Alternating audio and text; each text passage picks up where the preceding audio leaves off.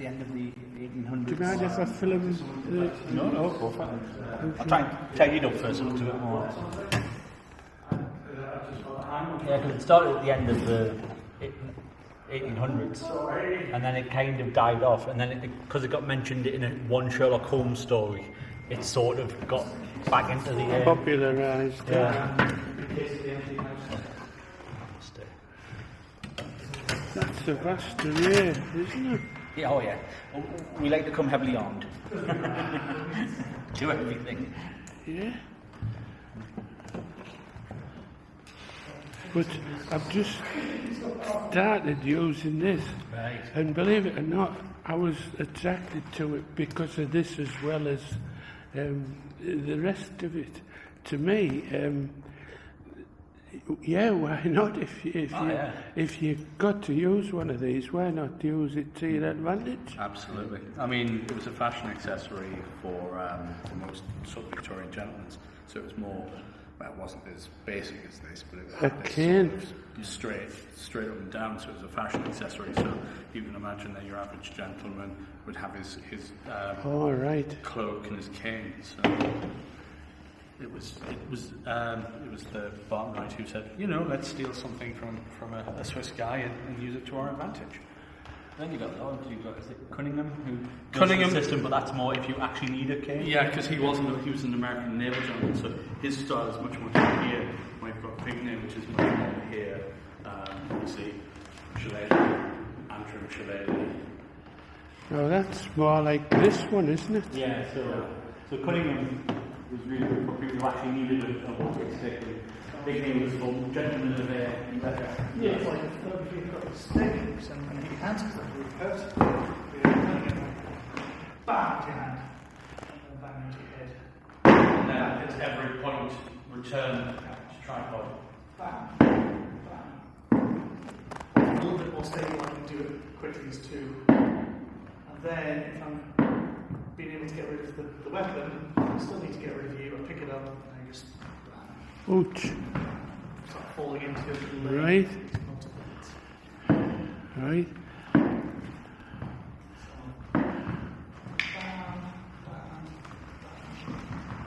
Oh, I like to say eyeballs, Ouch. low balls. Eyeballs. But I mean, one of the things is if you're coming in. I saw one last night where he took his pocket handkerchief out and threw it to distract him. Yeah. Well, there's a French maneuver called a piqué, which is basically just you flick your fingers out. So it was that handy.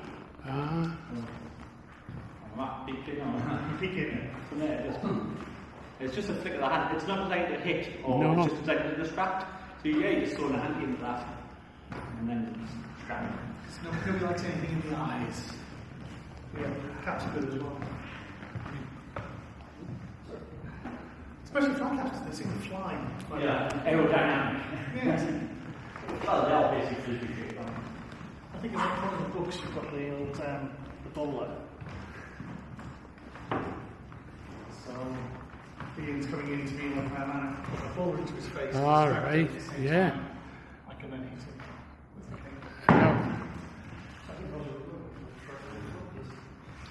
So that's very aggressive as well as defence, isn't it? Yeah. So this isn't purely defence, is it? Well, sometimes if you see a situation developing before an actual strike's coming, if he's walking at me with a knife, he's probably not going to be saying hello. In which case, I'm going to throw the bowl hat into his face before he gets a chance to do anything. And then Right, yeah. Get out of the way. But yeah, you've always got to be able to justify what you're doing. Yeah. And if he's just there to say hello, Can I just say that a few years ago, maybe 10 years ago, my old judo came back from 63 and I did a sweeping hip throw on somebody who was coming to attack me. And that disabled them. oh no. It was an assault to carry. you walk past them and you sweep their hip. You're holding 2 points on them, a cuff and a shoulder. And as you walk, so these things, once learned, they're there, they stay with you. I didn't think I'll do this, but it came. So.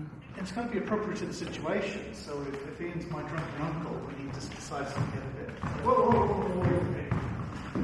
I can close him down. I'm not dropping anybody else. Just going to go outside. It doesn't have to be right. Throw. Right. I don't need to start punching him. You can just drop him down. Got you. Yeah. Because you don't want a violent situation. We do the demonstrations here because it's exciting to see violence. In real life, you don't want that. You want to be able to de-escalate for us to go on our own. I was able to walk away. I just they were disarmed. You have that opportunity, absolutely. Yeah. And some people say always run away, but if they're a better runner than you, then that's not necessarily the best option. You don't have a place to run to. If there's a police station 10 yards away, run in there. But if you're in the middle of nowhere, you can actually be in a situation where you're now running for half a mile, they catch up with you, and they're fitter than you. See, I'm actually a penguin. No, penguins not flying, but Flight if you're a penguin. Yeah.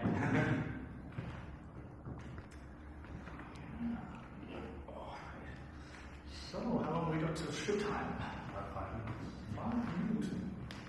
And I start with my flat cap, I believe.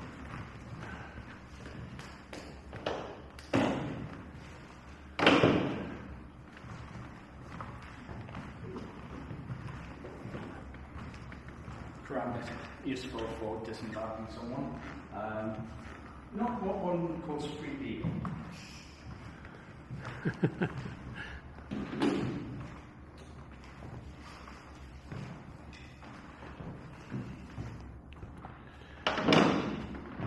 quite nice to have some room. Yeah. Normally we've got a little section of concrete outside windows and that. The fresh air, which is okay when it's not raining. And here, lots of space. Lots of space, it's airy. Mirrors. Because that would terrify me. I thought there was more of you, but it's a mirror. I see. Yes.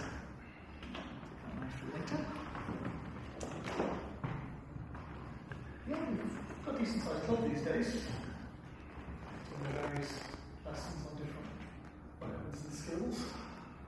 Well, we've got 4 different classes. So we've got Bartitsu, but we have tactical stakes, which is side sword really these days. Yes, we have Renaissance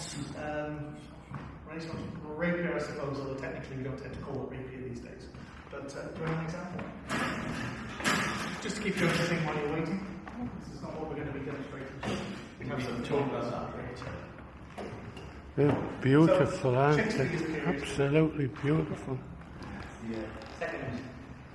Second demonstration. The main difference from these is basically side swords, these sort of finger rings and Right. the edge, so the idea would be, it's like an upgrade to the standard longsword. They're actually roughly the same length, Got you. but basically because I found that was much easier to hold, but then it exposes your face. Yes. So then Yeah. Questions on Right. Yeah. defends it quite nicely. And But lighter than a basket. Probably something we'll refer to what we call different sort of design size. as a rapier. Because the idea for a basket, rather than just trying to use it like that, and doing all the fancy spins and stuff, the basket, you're using it more like a straight on, and it's more like a chopping motion. And you can use it to punch as well. Oh, of course you could. Oh, of course you could. Yeah. I don't know much about baskets. You want to talk to one of the gentlemen about it. The Victorians compartmentalised it. Thank you. Chapter afterwards. Before that period, it's a size. Because the Victorians don't do that.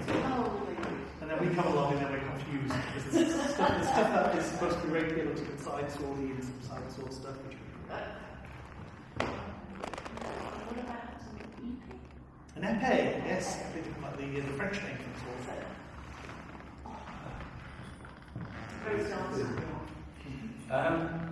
D'Artagnan probably have something more like the rapier. Really? Yeah. This So is it's much much later. films are there? 17th century. Could I hold it? Have a special rapier? So it's a needle. These roots here. So yeah, very usual. That thing's like sort of pulling it all into your hand. Oh, I see. Everything's in there. If I just take the point, so you can basically, as you move that tip around, that extra bit of thing gives you a lot of, compared to say, I mentioned before about the cuts start to diminish and the thrusts start to develop. So with the rapier like this, then we start seeing a lot more of thrusts and then little cuts Okay. to the head. And then eventually it develops even further into the small sword, the very light one. So it can be very light thrusting home the weapon. Ah. And that's when you get into the 18th century, you really see the small swords. So is the hilt to protect? Yes. so the example here would be, that's more for cutting, because if I try and put it down, I'll move that off, but for this one, it's really quite small, it's made for Thrusts. When it thrusts, it will deflect and thrust coming in. Oh, I see. Yeah. Okay. Oh, thank you. Very delicate. And when you see the Olympic fencing art with the foil is essentially a sports version of the stencil. It tends to be held more like that, is it? You get pistol grips in sports fencing and no grip that developed in the late 19th century. More popular.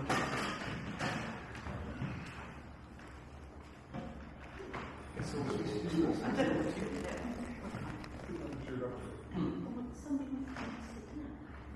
Time for time. I think it's about time. All right. It's like 2 minutes now. Okay, let's get the show started. Very cool. All right. No such thing. All right. Good afternoon. Welcome. My name is Andrew. I'm one of the instructors at the Bartitsu and Antagonistics Forum. What we're going to do over the next half hour is take you through violence, gang violence, and its relevance to us, and hopefully demonstrate a little bit about what we do and why it's important, and hopefully entertain at the same time. So, what we're going to do is really we're going to start with the gangs, and the best place to start with the gangs is the Scuttlers. Now, the Scuttlers were around about 1880. They were a Manchester-based gang. As England moved to wide-scale industrialisation, and as we were starting to see a lot of downtime, free wealth, urbanisation, you would see a lot of people in close quarters, and of course that's not great for people. They're not good in close quarters, especially when they're idle and young and home and searching with testosterone. So what we have is here two of our gang members having an altercation, whether it's over turf, women, booze.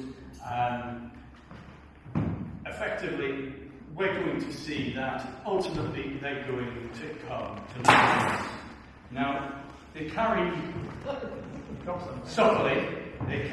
weapons, and the main weapon that was big at this time was the knife, because everyone had one. It could be got easy, it was cheap. The knife was the go-to weapon. Now, the reason that the knife was used was because of the edge, but it was not used in the way that people think. Now, when people think knife fighting, they tend to think of an elegant sort of fencing style. It's nothing like that. The knife is vicious. When the knife is used realistically, it's quick, it's fast, and it's a deadly weapon. You can see how quick you can be stabbed. You can be stabbed multiple times in short succession before you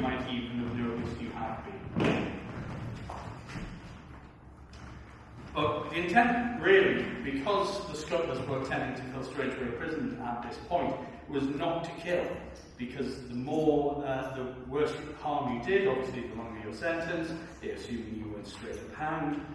So, what they would do is they would fight to disfigure. So, it would be a little bit more taking scars. So, everything would be much higher, much more around the hands and face.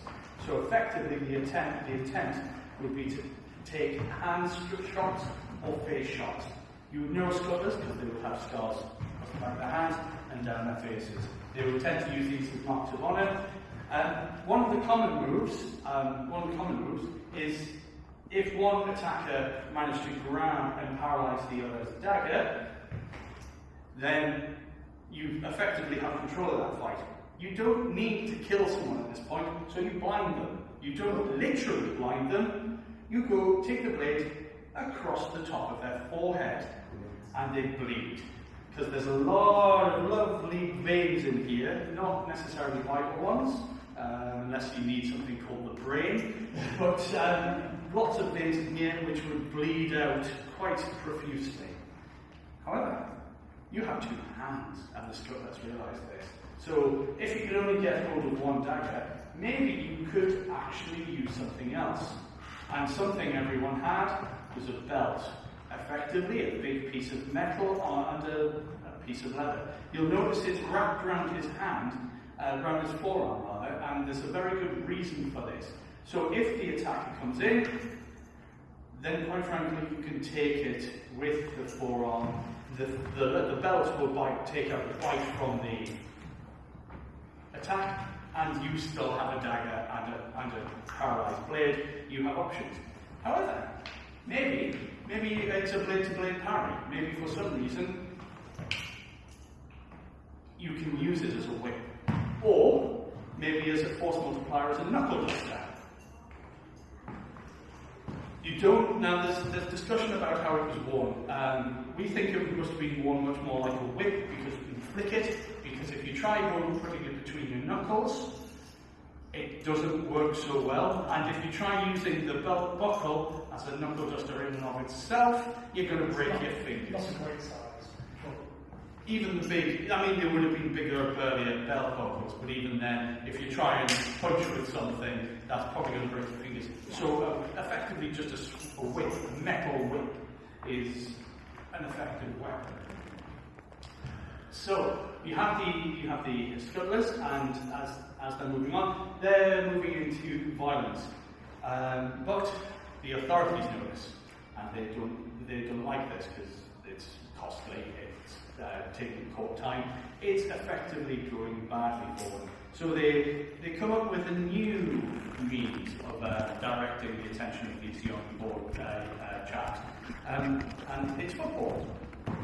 And they form these clubs for teaching football and for basically directing everything into football. And as the St Mark's Club, it's a small club today.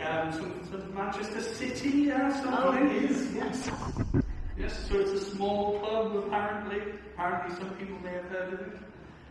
But yes, but as football rose, violence in Manchester was on the decline, which meant that the scuttlers really fell out of precedence, and a new gang rose.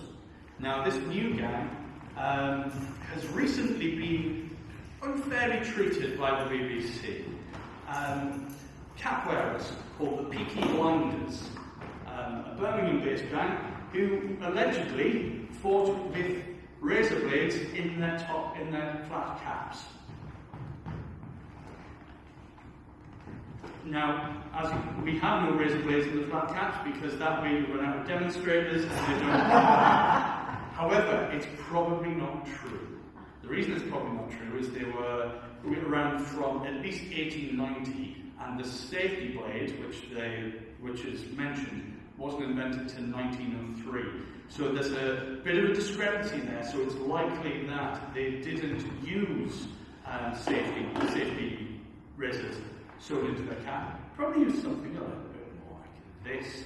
Now, that's not to say they didn't use razors, they just used them differently. Now, you can see that this this is really the business end. It's tiny compared to a knife. So it's not really a weapon that you want to be fighting and using for intimidation. It can be scary. But what was learned was the technique of the French grip. So what you'll see is I push it here, I put my thumb behind the lever, and I put my knuckles behind the blades. I shall hand that over. Now, the reason it was done this way is because it fits very neatly into the pocket.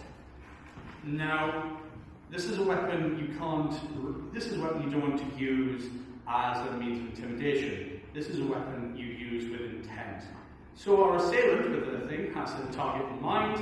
So what he does is he walks up, takes out a pocket carefully, slips it, cuts it, walks on. It's probably a few moments before our victim even knows he's been cut. Again, walks up very carefully, takes it, cuts, walks, moves on. And that's assuming that it's even felt. You might walk 100 feet and then realise everything is bloody everywhere, by which point it's already too late. But that's assuming this is to send a message that you send a message. If you're definitely wanting to do some harm, you go a little lower.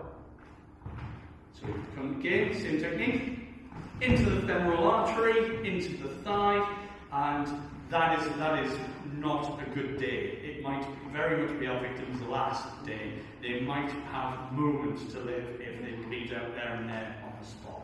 So again, very straightforward, takes it, cuts the femoral artery, walks on, back in the pocket, all done, all dusted. One dead target.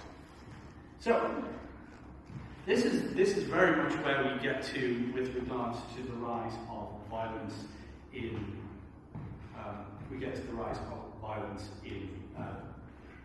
Birmingham. But maybe the straight razor has other uses. So what we're going to do is, even if you haven't been able to take down your opponent subtly, you might want to do it deliberately.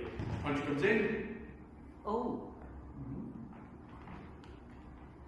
Now again, you don't want to go to prison, so it's very much the same thing. So it comes in, you cross the face, across the cheek, across the shoulder, against something that will bleed, but not necessarily bleed and hurt, but not necessarily kill.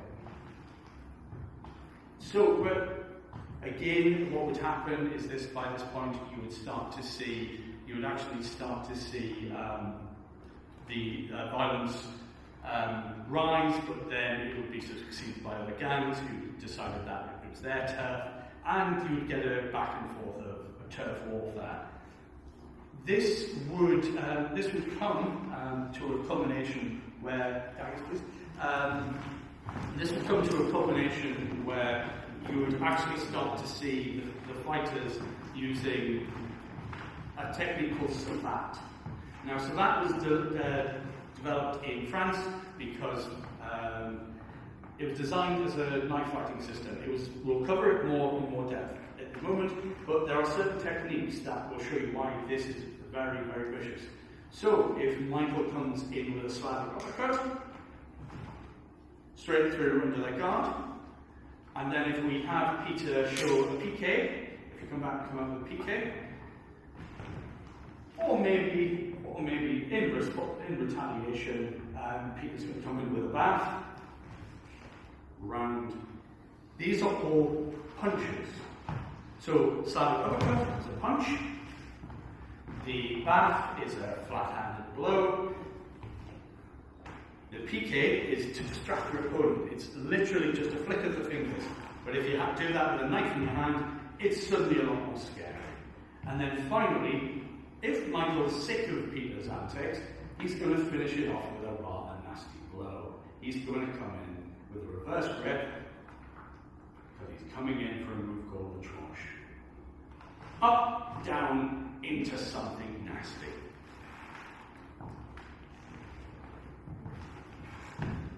So straight up, straight down, you can do a lot of damage. 3 inches of steel penetration, and you have a dead body. That is very much the quickest way to a man's heart if you're going straight down through the top. Should we break the one tranche? Just regular tranche? Yes, so to show you the regular tranche, again this comes from this French martial art.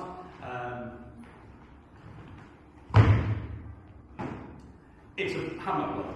It is designed to cause harm. It is designed to take your opponent offline. It's designed to shake them up a bit. If it hits nicely with the bony part of the arm into the throat, they're certainly not going to be breathing as well for a little while. So, we move on a little bit. We move into the more Victorian era, and it's the point where there's this rising violence. And during this rising violence, we're starting to see the start of what we can consider modern violent crime. And London is shocked by the rise of a mysterious figure who assails his targets at night, called Springfield Jack. Now, Jack is the start of something. However, the theory gets darker. It becomes far more brutal. As in Whitechapel in London, we see the rise of a character simply known as Jack the Ripper. The hysteria around his antics really starts to inform the people. They start to get scared. They start to really worry, especially those people who perhaps are a little bit more upper class, a little bit more gentlemanly. They spend their days in the Bullingdon clubs, being indolent and living off the wealth of their parents, their family, and the prosperity of the British Empire. Our assailant, however, is a navvy, a doctor, a steelworker. He's belligerent, he's probably drunk.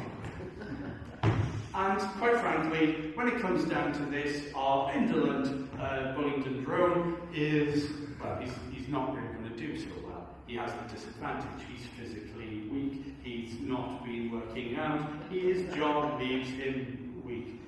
It was at this point that a gentleman with northeastern roots, Barton Wright, comes back from Japan, and as was in vogue at the time, everything Japanese was really cool. It was the fashion of the moment. So he brought with him a little something called jiu-jitsu, the art where it doesn't matter how big you are, because the Japanese people he was watching were tiny. He brought some of them over with him to prove the point. But what he did was he realised that you can cheat.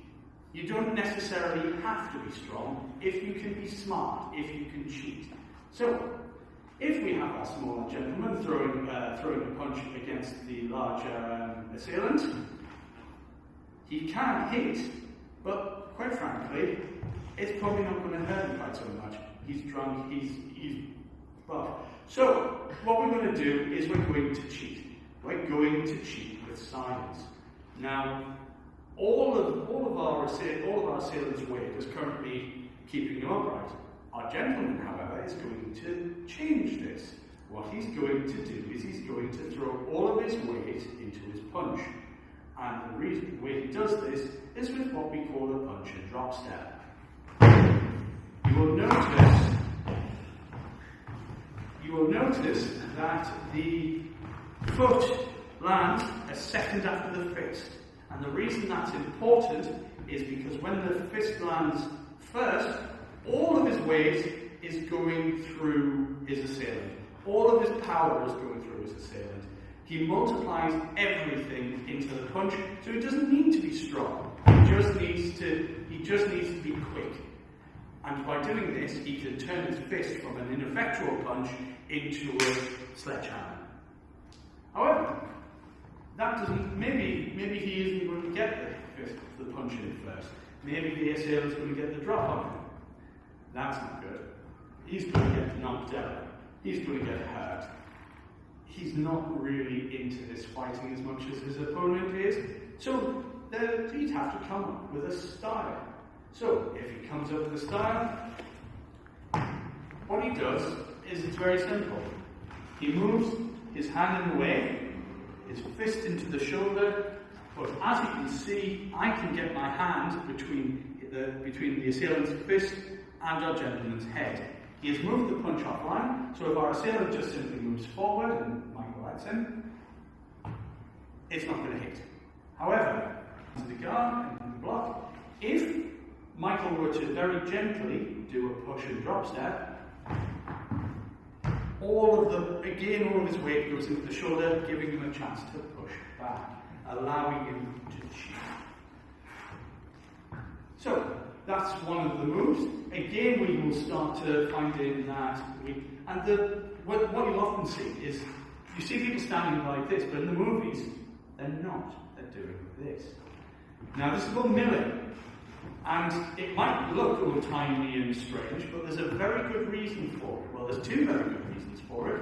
One, you don't know which punch is about to lead the attack because it's in motion and it will throw you. The second is standing with a straight guard locks your arms up. This way, you can throw punches without really having to overcome your own inertia. Now, added into that the drop step, added into that the blocks, you have the start of a defense system that will allow your average gentleman with very little training to hold his own against a seasoned, drunken brawler from the docks. But maybe you're up against someone who's a pugilist. Maybe this isn't going to work so well. So again, let's add another trick in. Let's make sure that we can do something about this. So, if our assailant is a little bit further back, and they've been having an argument about the state of the empire, now maybe it turns to fisticuffs, and our assailant's going to make his way in. But as he does, he's about to get a surprise, because whilst your average British docker won't use his feet, your average French docker will. And this is what Barton Wright noticed. So, effectively, what you can do is you can take your opponent's attention away very quickly with a frontal kick. So, again, if we have a little bit more distance, and as our assailant comes in, a frontal kick to the stomach or to the groin, your opponent is very quickly going to think, oh, this is not the way I'm used to fighting. This feels wrong. Taking his feeling of domination of the fight into one of confusion and generally, do I really want to continue this? Now, that's one kick. And maybe he comes in from a different angle, so he'd have to come in with a kick called a fouette. So, maybe I want to go for the back of the knee. Fouette. Maybe I just want to keep him at bay. Maybe as he's coming in, I want to push him back with a side kick. Or maybe I really want to end this fight quickly before it even starts, and I want to come through with my back leg. That kick can go through doors. It can easily go through people. But these are all good kicks for a distance. What happens if, for whatever reason, you've started too close? You can come in with a move called a coup de pied. By bringing up the side of your foot underneath the kneecap, you can actually do a lot of harm. However, it doesn't stop there. Because from this position, he can purr. He can drive his foot down the shin bone and into the ankle. We'll again do this gently. Thank you.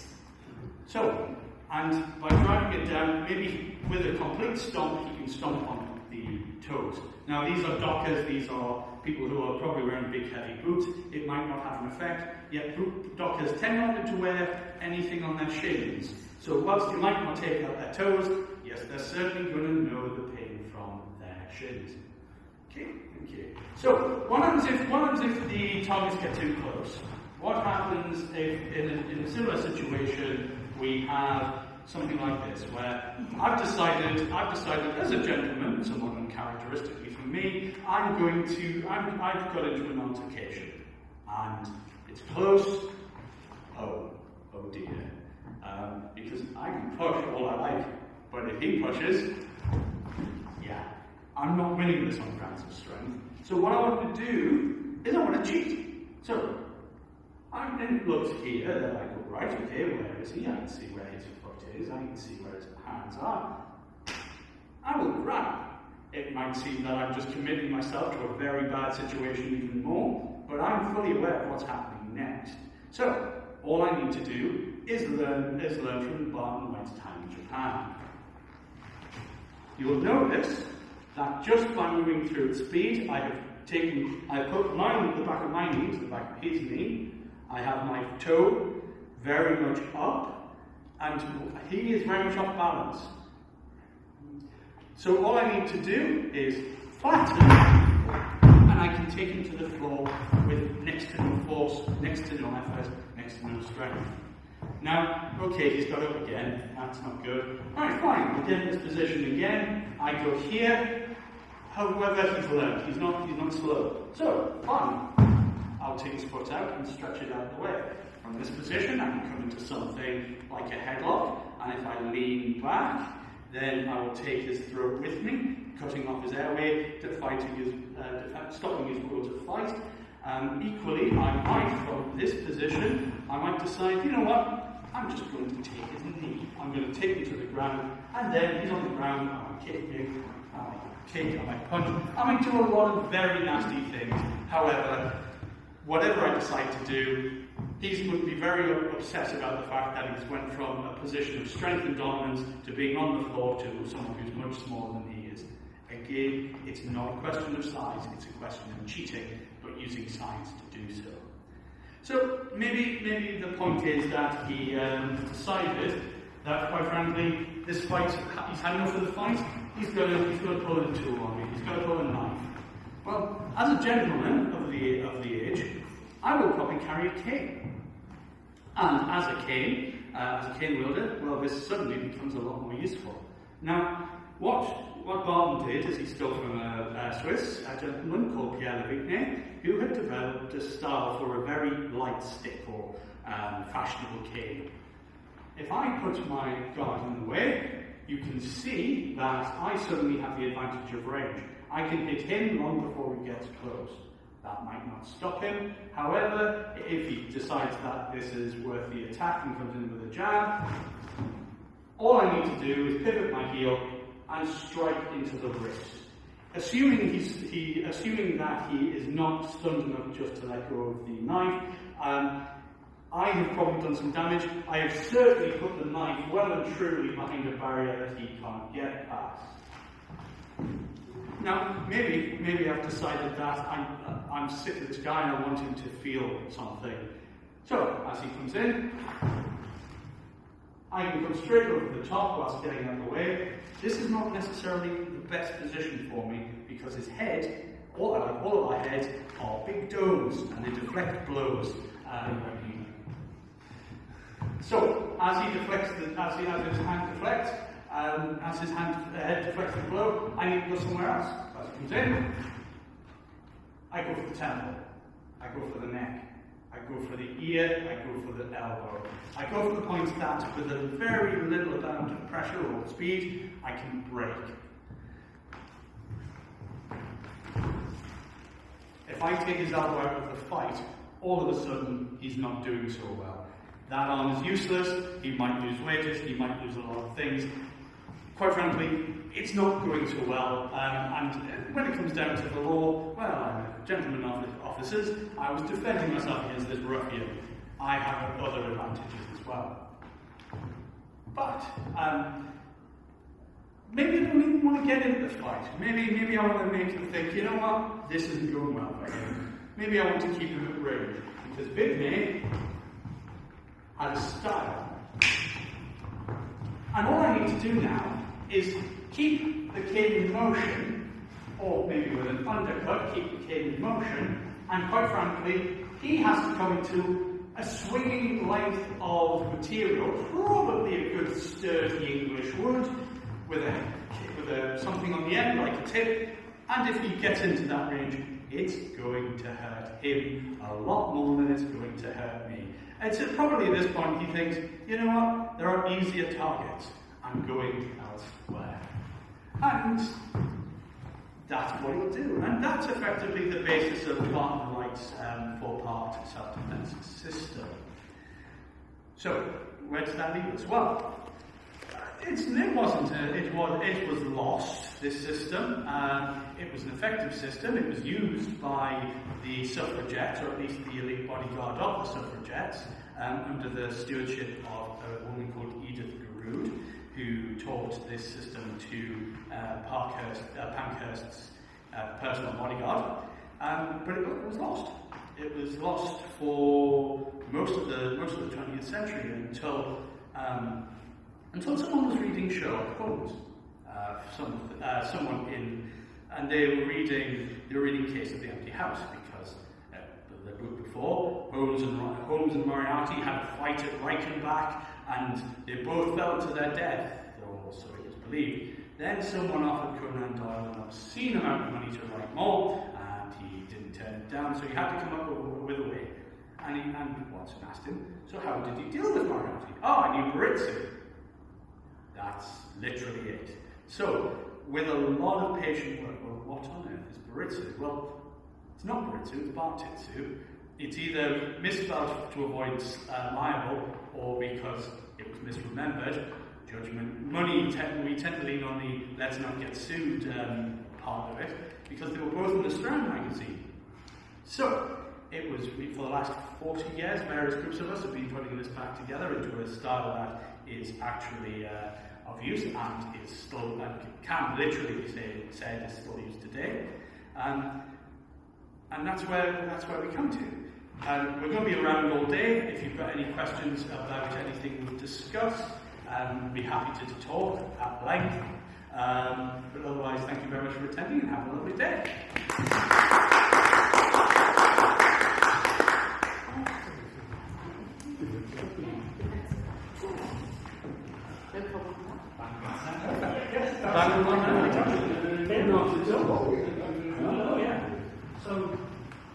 So we'll be doing the 4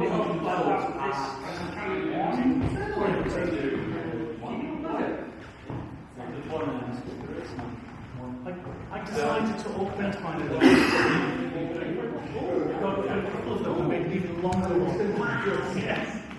That's pretty spectacular. It's a little bit. So I've got one that's that big now. Well, this is us. This is the Bartitsu Antagonists Forum. Got you. Which is This is just from my memory. You mentioned Tony Wolf's compendium. Yes, it's a Bartitsu compendium. So it's a set of 3 books available on Amazon, and I think you can get them at Waterstones. Okay. Yep.